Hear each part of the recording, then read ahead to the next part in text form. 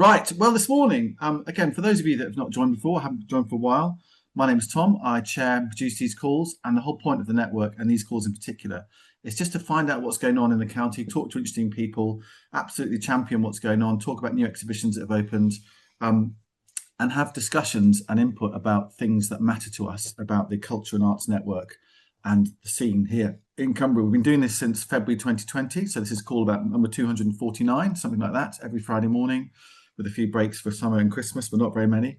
And this morning is a really good example of what we're all about. So we're going to hear from Colin Cox. Colin, are you a doctor? Is it Dr. Colin Cox? No, I'm not. I'm not a doctor at all. You're a No. Colin Cox, public health expert man. A Plain lot of Colin will people, do nicely. a lot of people will know Colin from during COVID in 2020. Colin was popping up regularly on Border and Look North and Radio Cumbria, talking about how the state of the picture was here in the whole county back in 2020.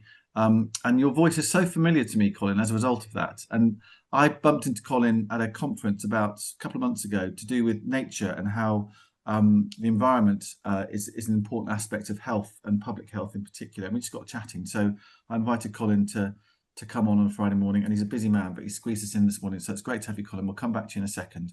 We're also going to hear from Amy, the lovely Amy, who you will know very, very well because she drives this network and does all the stuff on these Friday calls to make things work smoothly. She's also an artist in her own right, as I'm sure you know, and she's got a lovely exhibition opened in Kendal, which involves fuzzy felt, amongst many other things. So we're going to see some lovely slides and pictures and animations, little films about what that's all about as well.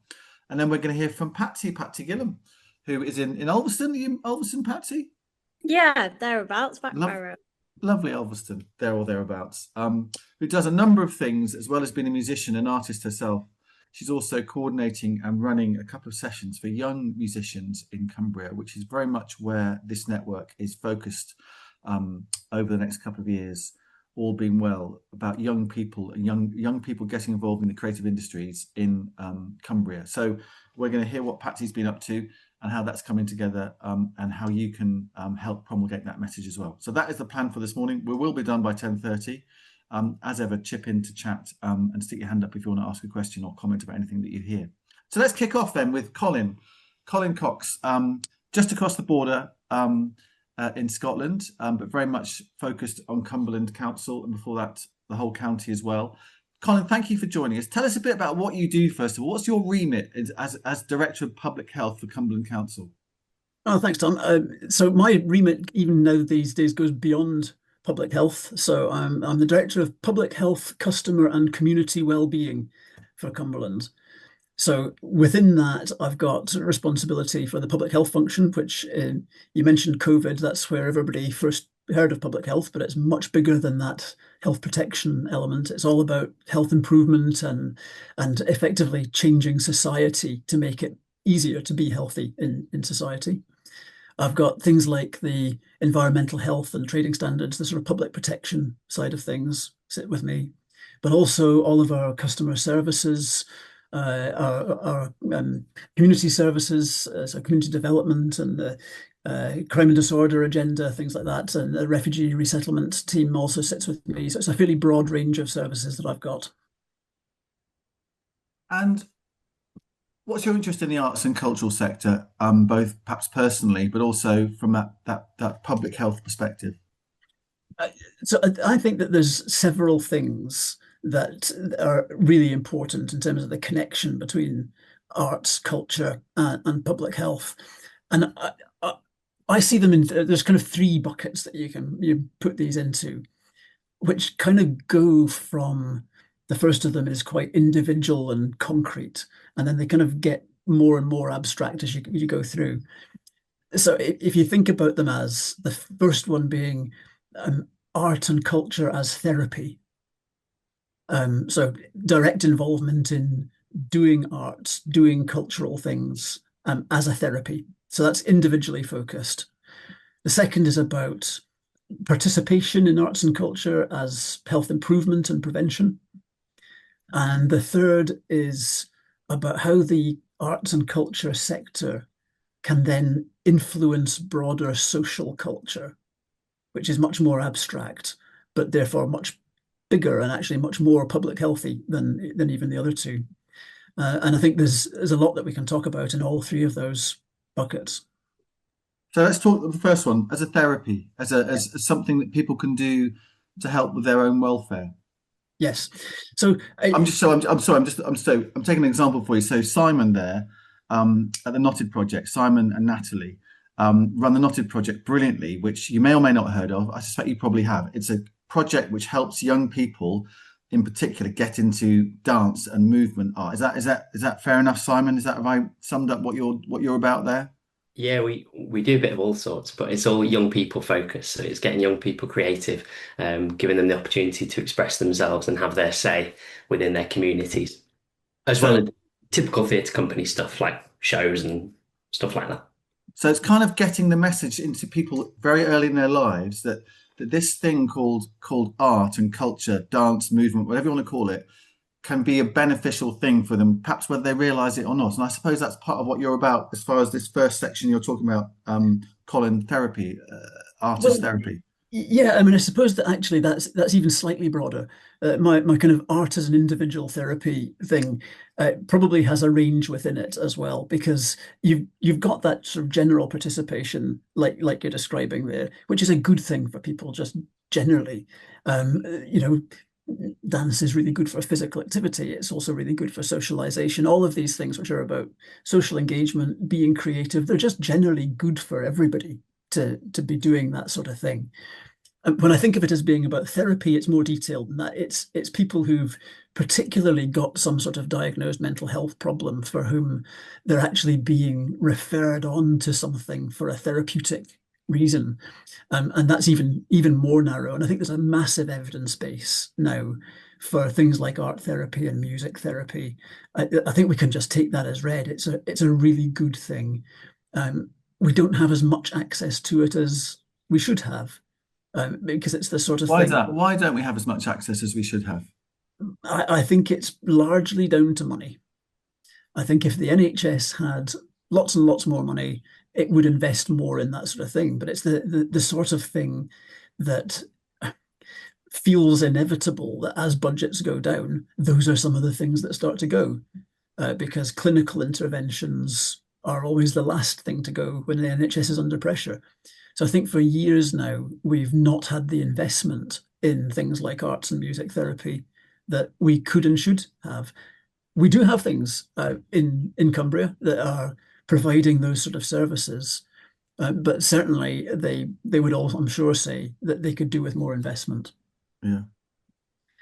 But I think that sort of artist therapy, but also participating in cultural things just for your own good and being creative, those things are really important. So, and I know a lot of the cultural sector here does that sort of thing about engaging people in work for their own well-being. And if I was to speak to the Director of Public Health for Northamptonshire or for Cornwall or for Birmingham, would they all be having that similar message that you're promulgating there, that this stuff is clearly proven to be better? And if you could get some more money, you'd be advocating for the NHS to be more engaged in that, or is that a Colin Cox perspective that not everybody agrees with? No, I think most directors of public health would recognise that things like arts and prescription are valuable. Absolutely, I think that's an uncontroversial view. The evidence base around arts therapy, music therapy is really strong. Okay, all right. The second thing you mentioned was prevention. Tell us a bit more about that. Yeah, so this is where you start to think about participation in culture. And if I use the word consuming culture, you'll understand the difference between kind of doing art and making art of some form for yourself, but as opposed to seeing it. So I'm really talking here about that kind of cultural consuming culture rather than performing it. And there's a growing evidence base now that people who engage in the cultural world tend to have better health outcomes. Now, it's really difficult to disentangle that from other factors. People with higher levels of education, for example, are more likely to participate in culture. They're also more likely to have better health outcomes. But studies have tried to control for those sort of things, and the evidence base is starting to build on that.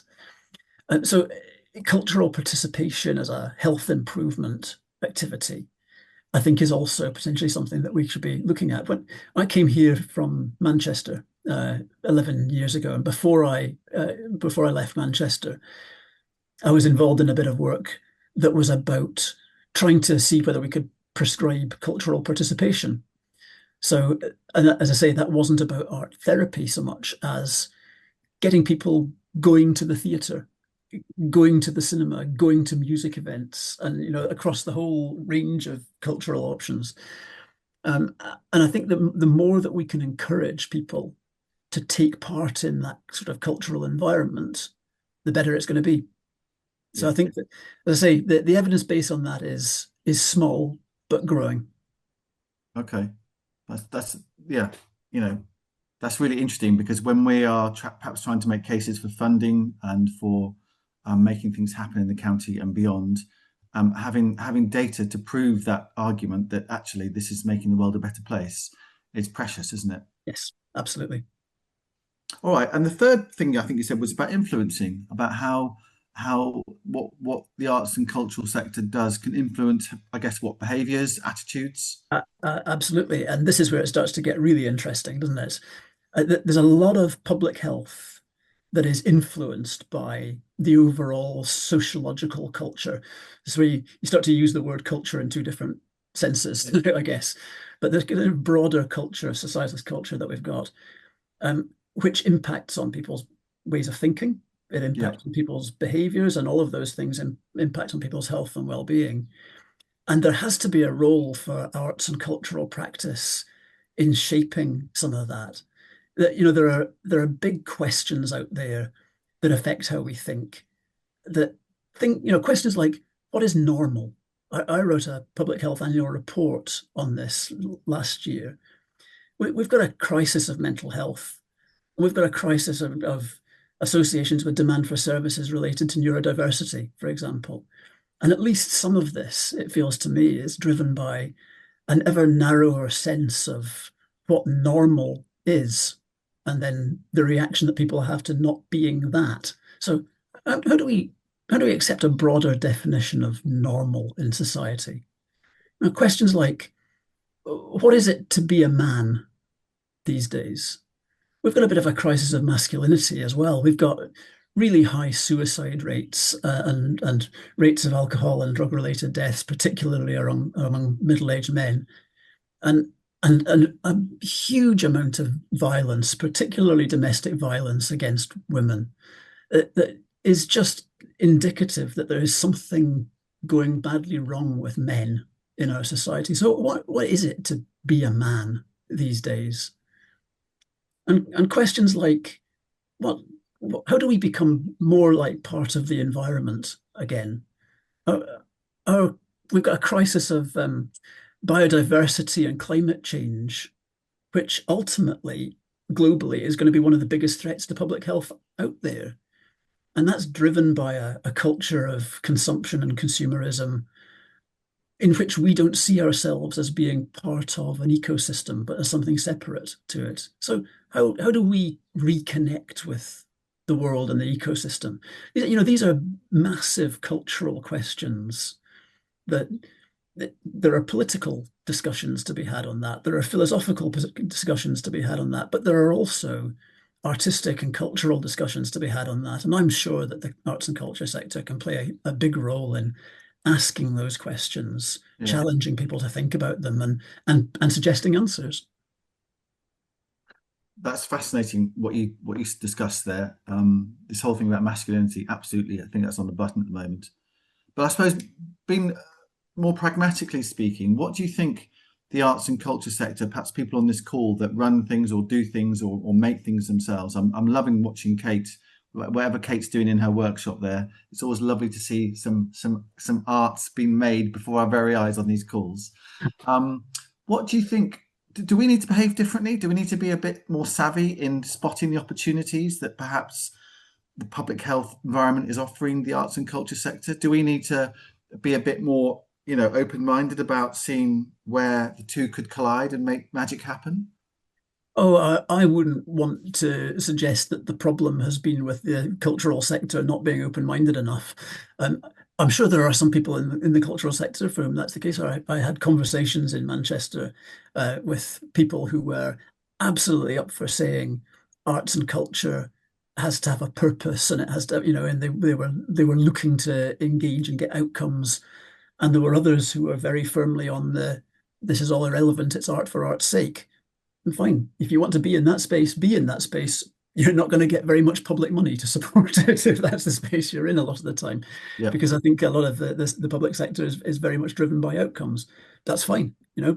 People are in the spaces that they're in. So I think there are plenty of people who are interested in this and want to do it. The real challenge is always going to be that financial one, because while I'm talking about the benefits that we can have, we're also in an environment where councils are losing money left, right, and centre, really retrenching onto the statutory services that they run. So while there's plenty of opportunities for conversation and working together, from public health, I would love to be in a position to commission the artistic sector to do loads of work. There's not a lot of cash out there to be able to do that. We are doing bits and pieces about it. We've just launched what's called the Health Determinants Research Collaboration in Cumbria, which is about trying to get a better research culture going on within the council in Cumberland. We really want that to be connected into our local communities. And one of the things that we're doing is working with Rosehill Theatre to do a piece of work around engaging people in arts practice to help engage them in conversations about what are the questions they want answered, how might they get involved in doing research. So we're starting to see whether we can build those connections. Okay. Sue, do you want to just come off mute and just a couple of comments you've made there and chat about things you've done in your previous lives? Tell us a bit more about that. Well, these were 20 odd years ago, and we were trying to make exactly the same case that Colin's doing now. We're reinventing wheels constantly, as we know. But I can't remember why the audit, it was the county council commissioned this audit through an arts officer of arts and health projects right across the county. Every single one was funded by a charity. Mm. And the arts sector, Arts Council sometimes, and there's Prism Arts as well doing their thing, funded by the Arts Council. But I could not engage the NHS at all, NHS staff. They would agree that it's helpful for mental health things, and there were specific art therapists within what used to be the Garlands, the Carlton Clinic, doing work with individuals, as you say. But beyond that. Yeah. Beyond that, they wouldn't fund anything. They just simply said, we haven't the money. So we've built an evidence base already, but it doesn't make any difference if there's no money. And this is a massive challenge, and getting more so, as you'll know. The NHS in Cumbria is under huge pressure. You'll have seen the announcements about the changes to structures at a national level. So the Integrated Care Board in the North East and North Cumbria is needing to make like 35% savings. It's more like 48% savings in the ICB in Lancashire and South Cumbria. And that's their kind of management savings target rather than a service savings target. But all of that just takes away the capacity, takes away anybody who's got any sort of ability to think differently, and there's no resource to do anything. I'm assuming that sort of in Sweden or Norway or Holland, they might have a different approach. I mean, are we typical of West European nations in the way that we, think about this? I think there are some places that have got a bit more than we're doing. And some of the Scandinavian countries are there. Actually, some of the research that I was talking about in terms of cultural participation has come from the Netherlands. So there are places that are doing a bit more. I don't think that there's anywhere that's really massively investing in this sort of thing. Okay. Lots of people are under pressure, aren't they? Really interesting, Colin, to hear those thoughts from you. What if you've got one piece of advice for us as we come to a conclusion on this bit of the conversation, as a sector, about what we could do differently, or what messaging we could be doing differently, or perhaps what voice we could be using differently? Or should we just be carrying on as we are, and this is the way it's got to be? And sometimes there'll be, intersections between the public health feelings and the arts feelings, and sometimes there won't be. What should we do, if anything, differently? So I think that I'm hoping that this is the start of an ongoing conversation, because in my experience, things come round at a time that works. I've been trying to encourage people to think about doing more research since I moved to Cumbria 11 years ago. I've never got it off the ground. And now the National Institute for Health and Care Research has come in and given us 5 million quid over 5 years to do that. Now, the fact is, I'd built the relationships with the universities that enabled us to go, right, let's grab that and let's bid for that and let's do it. So I think if we can keep talking, there will be opportunities. They might be small scale to begin with, to help build this narrative, to develop this narrative, to do more research on this. So let's build the research base ourselves. And ultimately, the age of austerity that everybody's pretending we're not in at the moment, but we absolutely are, that will come to an end. And at some point, other things will happen, or the Arts Council will change its funding systems and open things up to have a slightly different approach. We've seen that again through Sport England, which used to be really, really narrowly focused on elite sport and is now just actively encouraging people to be physically active in whatever way they can. So these things do change, but we need to keep that conversation going so that we're ready to make the best of it. Okay. Kate? Just to pick up on exactly that, really, the need for people to talk to each other, I think is, that's not something that costs a lot of money. So one of the things that I've been doing over the last 6 months or so is chairing Cumberland's culture working group, working with Michael Barry and Anna Little, and bringing together representatives of at the moment, larger cultural organisations, though there is a plan for that to be expanded. And I just think it's really, really important that we keep doing things like that bring together different parts of the council with people who are running cultural organisations and delivering their own creative practice, so that there aren't competing or parallel efforts going on with one bunch of people doing one piece of work and another group of people doing another piece of work, when actually it could be a joined up conversation. Yes. So that what little money there is being spent ultimately to the same end, whether it's public health or arts and culture. I think we need to get better at that. Although we've kind of created a basic structure for it, we haven't quite cracked it. We need to carry on doing it. And I will stay on the culture working group to see what I can do on that score. Fabulous. Yeah, sounds good.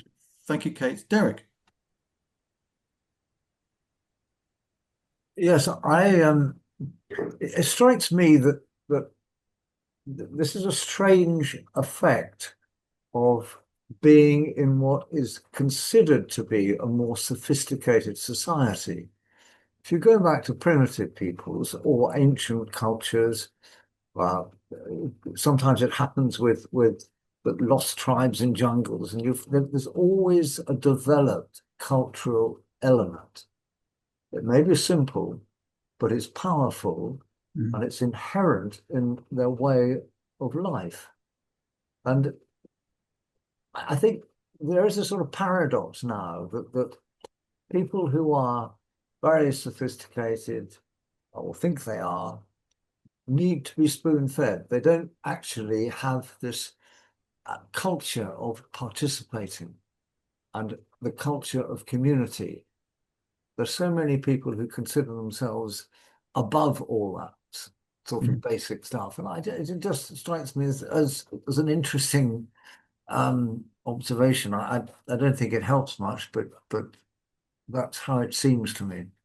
It is as if the concept of art and culture has been sort of separated off as something that you can choose to have or not, and lots of people don't see it that way. Absolutely. And the problem with that is if you do separate it out and think of it as something that's optional, then you can disinvest from it when times get hard. And And that is fundamentally, I think you're absolutely right in your assessment of that. There are other cultures that wouldn't dream of separating that off. All right. Well, Colin, thank you for sharing your reflections with us this morning. It's been really Andrew, just final thought from Andrew, then we're going to move on. Just a quick one. Someone mentioned Scandinavia. Mm. And there's a few things about Scandinavia that separate, well, there's a lot that separates them from us, but a couple are that they're a much more equitable society than we are, and certainly places like America are. But also that notion of art and culture is embedded in their society. I mean, you look at Scandinavian design, for instance, that isn't just a thing for the middle classes. It's endemic. And the architecture is, and they've got a very strong sense of their own national cultures. And I think, and Colin mentioned about, the reasons that many people don't get involved in art and culture. The biggest one, and you hinted at this, Colin, is just socio-economic status. Yeah. If you can't afford to take part in that, then you don't take part in it. So there's things way outside anything the NHS can do and anything the arts community can do, apart from, like Kate says, we need to keep talking. One last thing, some of you know, I've moved to Dumfries and Galloway, and they're 3 or 4 years ahead in that thinking, in bringing together NHS, academia, and the arts sector to really try and work out a way of improving everyone's lives. There's a place called the Crichton, which is an oldest Victorian asylum in Dumfries, which is now becoming a centre for that. And it's got a campus for the NHS, 3 universities. It's the most astonishing site. If you've not been, if you get the chance to go, it's just blown me apart. But I think they are only, 2 or 3 years further on than the things you're talking about, Colin. And it appears to me that that's come from people sitting down and talking very openly about what everyone can offer and what everyone needs. Okay. Thanks, Andrew. Let's just finish on a positive note. Cherry, just come off mute and tell us about CCF, Cumbria Community Foundation. So just briefly, you're part of the advisory panel there for culture. Yes. Hello. Can you hear me? Yes. Yes, I'm now part of the panel that sort of oversees applications into the Community Foundation to do with culture, supporting individuals, but also community groups in a certain part of the Cumbria. But we do keep an eye on ones that seem to have a positive impact on arts, on communities' health and well-being. So it's not huge amounts of money, but it's making sure that money is kind of used for those positive purposes if and where we can.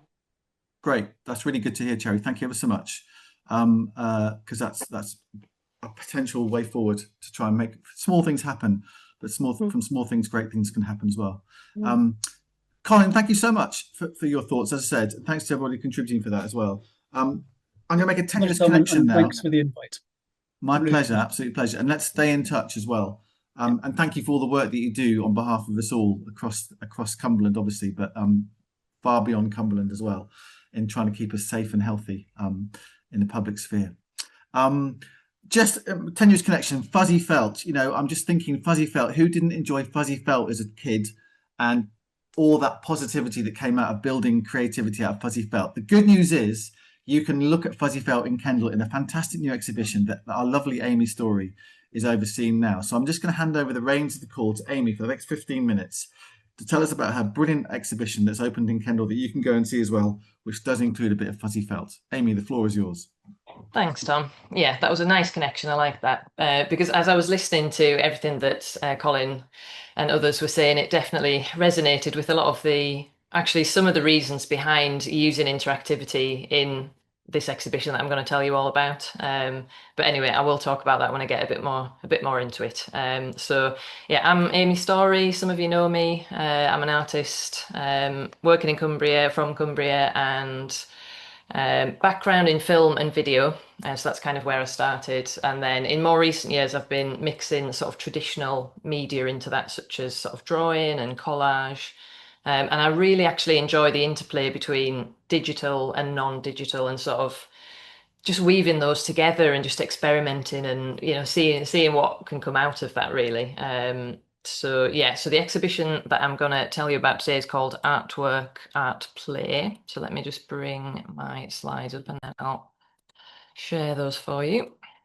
So it's on at the moment, and you've got until the end of July to catch it. It's on at People's Gallery, which is part of Kendal Museum.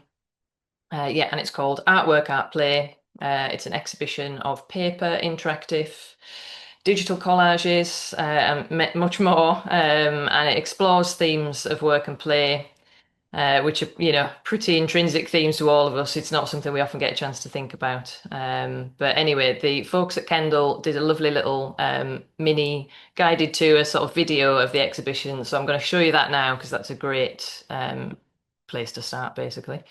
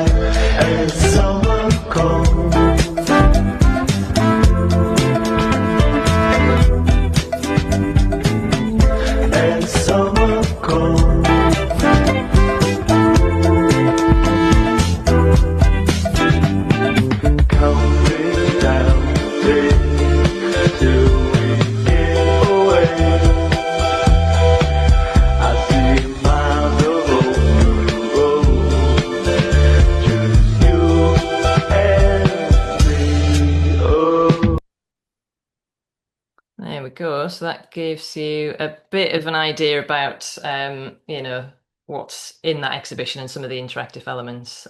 So it kind of first started as these collages, and that was just a way of me having this lovely material. Actually, I had a lot of sugar paper to work with, and I just wanted to try experiment and try and work with abstract shapes, and just see what happened, basically. And collage is such a nice, easy way to do that because it is a bit like fuzzy felt, and that's kind of what I realized when I was when I was playing with these shapes.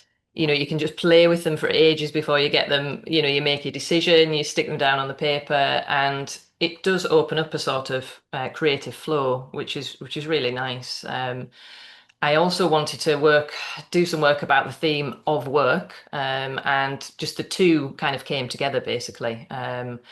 I found some archive footage and some archive materials, and it all got mixed together into, a bit of a collage of its own. So these collages were kind of the first, things that appeared. And then what I wanted to do as well was sort of to somehow get this digital stuff woven in, because that's what I enjoy. And so in working with these shapes, I also then realized that it's been so nice to work with the shapes and move them around in a flat way, but I also wanted to see what it would be like to have those in 3D space. So this was the collage, layout, and I would just, do that in the normal way that I started with the collage, start cutting out paper. And then as part of this exhibition, I was just, given the chance to have this big space, and I knew that I could fill that space with something quite interesting. So I just had this idea: what if I could break this collage apart and break it into layers, and just have it suspended in the middle of the space in the exhibition space at Kendal. So that is part of the exhibition. That's what I've done here. And you have to, when you come into this space, you'll see that there's a chair in the middle of the room. And when you sit on that chair, this is the view that you get. And as you're walking around the exhibition, you just get to see this from different viewpoints, and see the different layers and literally see it from a different perspective. So I suppose a shift in perspective is something that I was quite just, seeing if I could produce that and provide that for people. And yeah, talking about mixing the digital in. So these are collages which have a bit of interactivity. You can come into the exhibition, download an app using this QR code here, And then if you hold your phone up to the image, it actually sort of comes to life. And this is some of the archive footage that I use there. So that's a little clip of the video, but that's what you'll be seeing in the exhibition. And yeah, this is just something I really enjoy doing. I enjoy sort of taking something into the digital realm and then back again, into the real world. I just, there's just something about that I really, really enjoy. And then, yeah, onto the fuzzy felt. So as I mentioned earlier, when I was initially working with these shapes, I just realized how lovely it was to do it, and it sort of does induce a bit of a creative flow, which is a lovely state. It's not something that everybody actually gets to experience, and what Colin and Derek were saying earlier, that definitely resonated with me, because I think a lot of people don't ever get that. They think that art and artists, they're these separate people. Art isn't for me. Talking about socioeconomic backgrounds, a lot of people from that lower background don't have that money, sort of think, it's just culturally embedded that art is for posh people over there, it isn't for me. And so anything that I can do to help just change that a little bit, I'm sort of, I realize that is something I'm quite interested in doing. So using interactivity in my work is definitely a way to do that. So this is the sort of fuzzy felt scene as I had it, as I made it. I cut these shapes out, and this is a possible arrangement of these shapes, basically. But I wanted people just to come in and I just really was keen to see what people would do with these shapes. So I just kind of laid them all out in in any kind of, no kind of particular pattern. And quite quickly, people, started spending time with these shapes. And I really, just in the few days that I've seen people doing it, I'm quite blown away by how much time people are spending on it. There was a couple of people that on the opening day spent, 20 minutes doing it. And, one lady had a bit of a moment where she said, well, I think I enjoy this because it's for the moment that I'm moving those shapes around, I'm not thinking of anything else. It was just thinking about that, about where the next shape goes. And that is a bit of meditation. That is a bit of creative flow. And it isn't something that people get, in their lives. And I just think that's great, really, because, the other side of this exhibition, the theme, thinking about work, it can be difficult, it can be stressful, and there's lots of things tied up with work. And if people can have a little moment out of their time, out of their busy days, just to consider things and to shift perspective, I think that's basically what I was aiming at. This one here, I think, was done by Glenn, Full of Noises, who came along, and he spent absolutely ages doing this, and really enjoyed it. And I think it's a very easy way to do something creative without having to have that technical skill or ability. If you can pick the shape up and move it around, you can do it, basically. So it's quite nice. This one, you can see it's very, a similar idea to the fuzzy felt. It's one of those old-fashioned overhead projectors. And again, people were really, really thoroughly enjoying playing with this. You get a lovely effect from those bright colors. I just think that's great. And I kind of, I like the fact that every time I go back and visit it, it's going to be slightly different, which I just love. And I also provided people with some of these collage materials, so the materials that I've used. And I was quite surprised that, again, people got stuck into that pretty quickly and just had a go. I think if you provide people with easy tools and easy means to have a go at things, they will. So, yes. Just to conclude, it's on until the 26th of July. It's at the People's Gallery, Kendal Museum.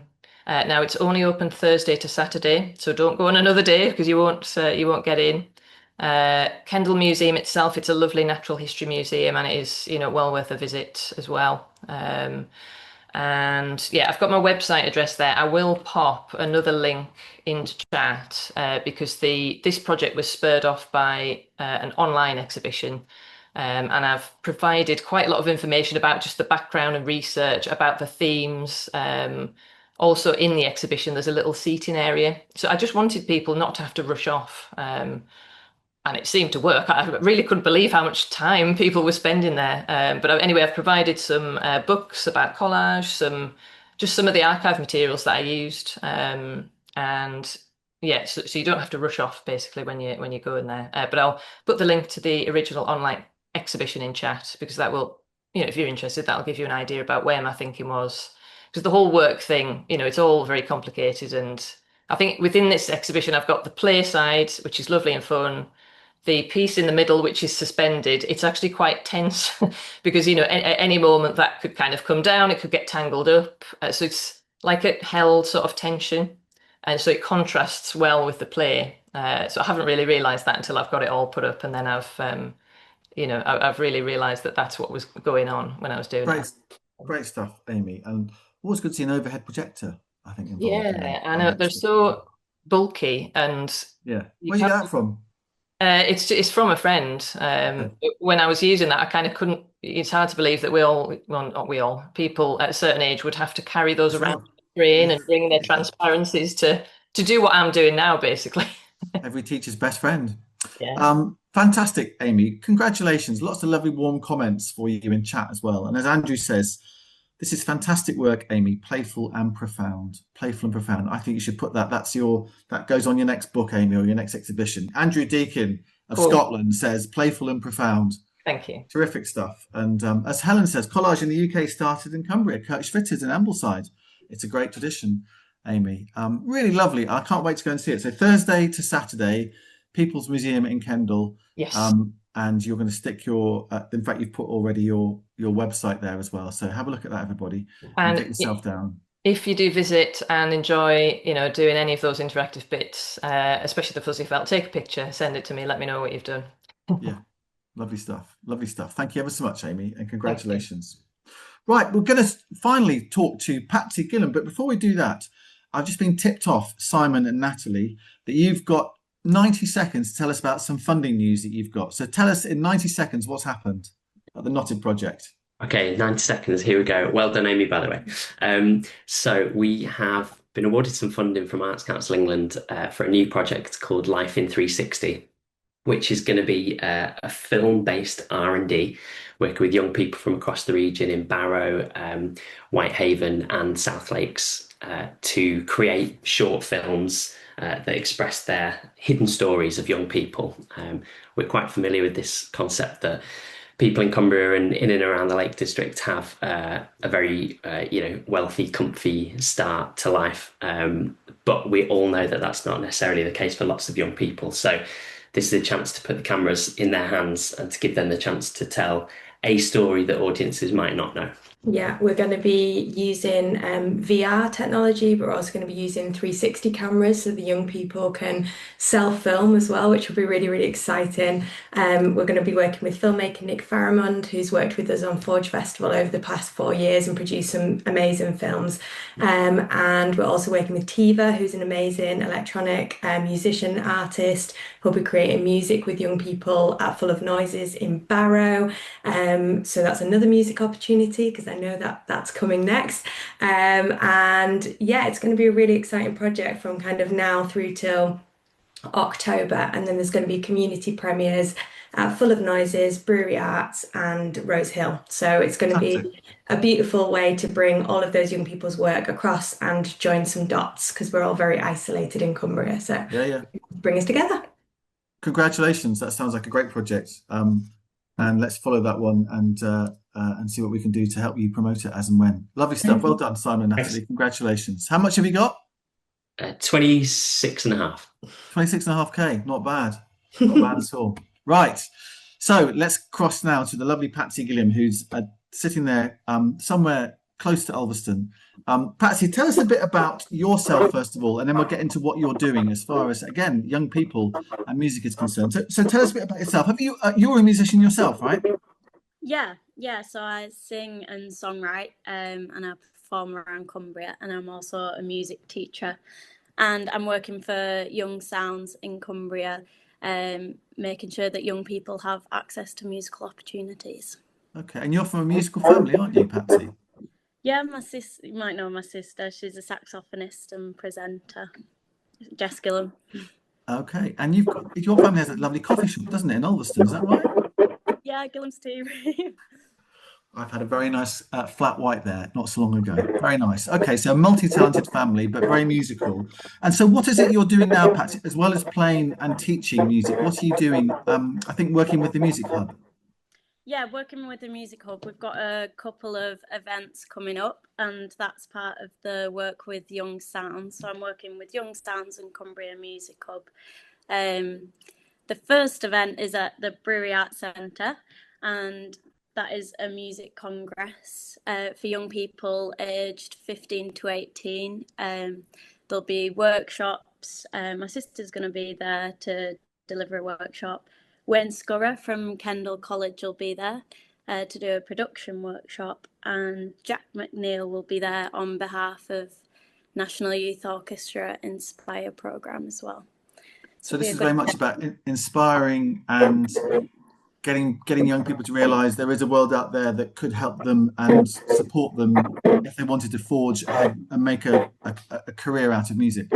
Yeah, and that leads into the other event that we've got, and that's in collaboration with Cumbria Arts and Culture Network, and it's an online music careers talk for the same age bracket, so age 15 to 18. And that's more careers based. So it's talking about the steps to take to build a career in music, and each speaker is going to talk about their career and how they got to where they are now, and take any questions from the young people as well. Okay. And Joe, I mean, I know Emma, I don't know Lauren, but I know Joe, I know Emma. Joe is an amazing character, isn't he? Have you spoken with Joe already? I've never met Joe in person, but I used to be friends with his brother, so we've got a bit of a connection there. It's a small world, isn't it? Yeah. But he's full of energy and ideas and ambition. And some of you might know that he runs the Cumbria Opera Group, which has a festival about to kick off across the summer in different venues across the county as well. So, Patsy, are you drawing on some experiences of your own about being a young person trying to build a career in music in Cumbria, and perhaps some of the frustrations that you've come across yourself? In the talk, was that? Sorry.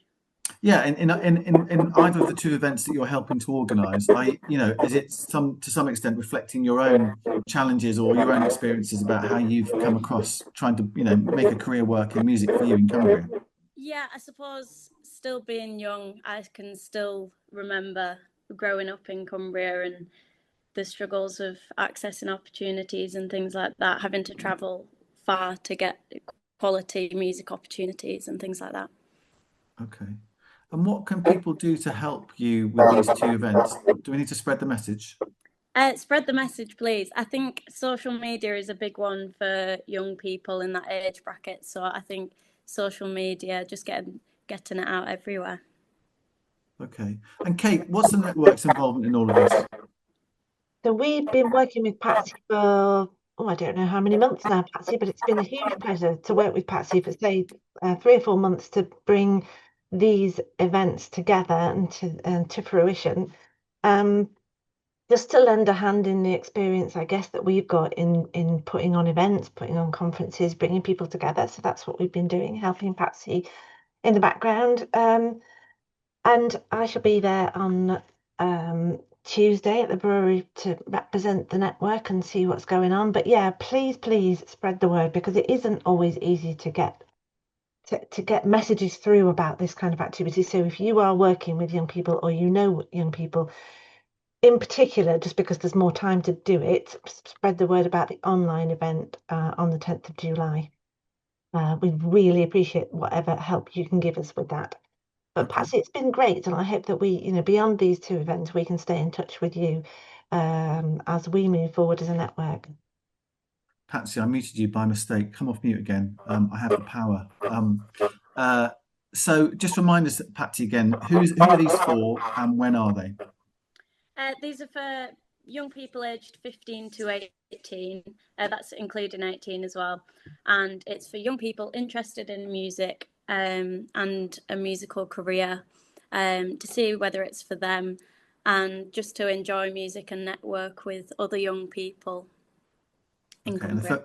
And the first one's face-to-face at the brewery, and the second one is online. I'll be helping you with that one as well.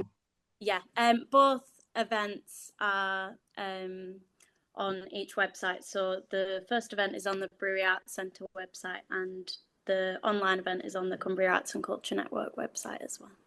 Great. Lovely stuff. Thank you very much, Patsy. Thanks for joining us this morning, and good luck with both of those. Thank you. Okay. Right. 27 minutes past 10. I'm just going to... Is my noise funny? Am I coming out funny for everybody? Or is it just I am? Okay. Well, I'll keep it brief then. Next week, Arts Council are going to come on. Caris Morfat and Jack Roscoe run a digital help session for the Arts Council. I'm going to let Amy explain more because I'm actually sounding better now, apparently. Amy, just remind us in brief, Jack and Caris from the Arts Council, why should people tune in next week? What can they do to help them? Yeah, they're from something called the Digital Culture Network, which is part of the Arts Council, and they provide help and support with everything digital for organisations and artists. So they could help you with your social media. If you've got a question in particular, they actually offer these one-to-one digital support sessions, which are free to book. You can just book in, make a list of, your top priorities, your questions, and they'll be able to help you. So anything digital, social media, video, and more. Okay, so that should be a decent session. Thank you, Amy. We're also going to hear about Cockermouth Live, which I help organise. I'm about to go and put 45 musical instruments into 45 shop windows around town, which we've managed to beg, borrow and steal to help promote Cockermouth Live, which is the first weekend in July. Lots of stuff going on in town. And also, Kate, can I ask you to allude to some sort of announcement you might make next week? No, I couldn't possibly. It's too exciting. All right. That's good enough. That's fine. Have to just wait because, we've got some great news to share next week and we'll tell you all about it then. All right. Great stuff. All right. So it should be worth tuning in next week. Thank you ever so much to Colin, who I know has had to go and talk about the heatwave on Radio Cumbria. The Echo Festival, of course, is taking place in Lanercost in Brampton. Brand new festival, all sorts of stuff going on there. And let's hope the weather holds for that. But Lanercost is a beautiful place to see things. Thank you to Colin, to Amy as well. Go and see that at the People's Museum in Kendal, Thursdays to Saturdays. To Patsy, thanks for joining us, Patsy, this morning as well. And good luck with those two events. Great to see everybody. And as Cherry says, it's wonderful to hear about all the wonderful things going on across the county. And it's sometimes reaffirming to hear about all this sort of stuff on a Friday morning. So thank you to those that have shared it. And thank you for participating as well. Well done to Simon and Natalie for getting that 6K, whatever it was, to do those great things as well. All right, great to see you all. Catch you again with more Sweet Peas next Friday morning. Cheers, everybody.